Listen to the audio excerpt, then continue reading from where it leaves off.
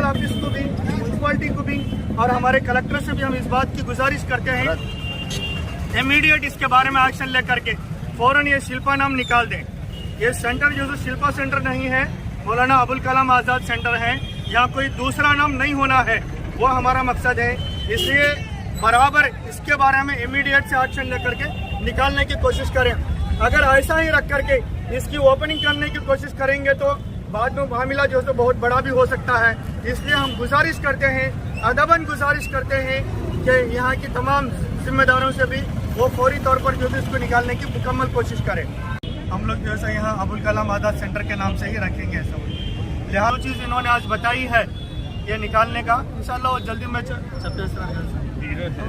అది కూడా చెప్పేస్తున్నారు తొందరగానే అది తీసేసి అబుల్ కలాం ఆజాద్ పేరుగానే పెడతామనేసి చాలా చాలా ధన్యవాదాలు। తర్వాత పైన ఎప్పటిలాగానే ప్రతి చోట పెట్టినట్టుగానే ఇక్కడ శిల్ప అని చెప్పేసి మా ఒక ఎందుకంటే ఎంత డెవలప్మెంట్ చేసాము ఇక్కడ పెట్టాలి అని చెప్పి కాంట్రాక్టర్ వాళ్ళందరూ కూడా కలిసి పెట్టడం జరిగింది। అయితే ఇందాకే చెప్పినట్టుగా కొంతమంది దాని మీద ఒక చిన్న అభ్యంతరం లేదు, ఎందుకంటే అబుల్ కలాం ఆజాద్ సర్కిల్గా దీన్ని నామకరణం చేసినాము। సో వారి పేరు మీదే ఉంటే ఆ పైన శిల్ప అనే పేరు కూడా తొలగిస్తే బాగుంటుందని మరి నిన్న వాళ్ళ ఒక అభిప్రాయాన్ని గౌరవిస్తూ నిన్న రాత్రి ఒకటి తీసేయడం జరిగింది।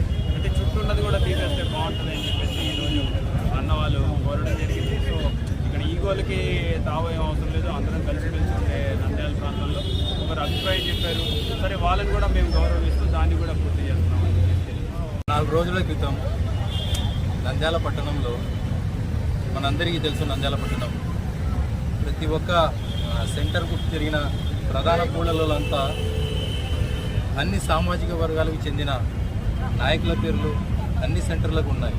కానీ నంద్యాల పట్టణంలో ముస్లిం మైనారిటీ సామాజిక వర్గానికి చెందిన ఒక సెంటర్ పేరు కూడా లేదు కాబట్టి దానిపైన పోరాడి ఇక్కడ ఒక సర్కిల్ ఏర్పాటైనప్పుడు ప్రజా సంఘాలు పార్టీలన్నీ కలుపుకొని పోరాడి ఈ యొక్క సర్కిల్ను మౌలానా అబుల్ కలాం ఆజాద్ సర్కిల్గా పేరు పెట్టి సాధించుకోవడం జరిగింది।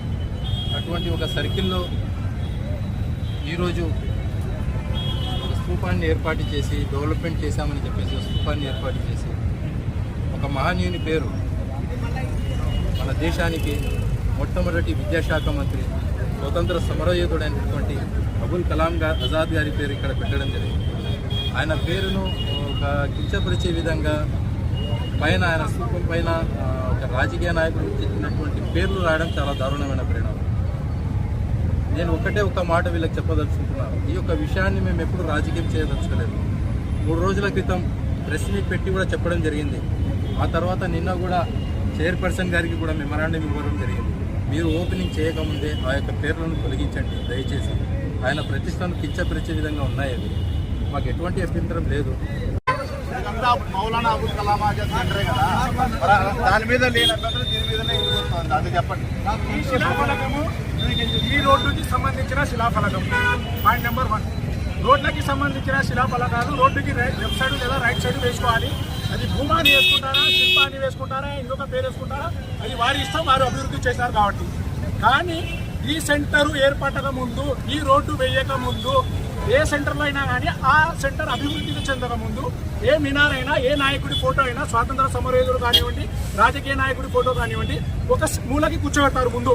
తర్వాత ఆ సెంటర్ అభివృద్ధి చెందిన తర్వాత సెంటర్లో తీసుకొచ్చి కూర్చోబెడతారు। ఇక్కడ మనం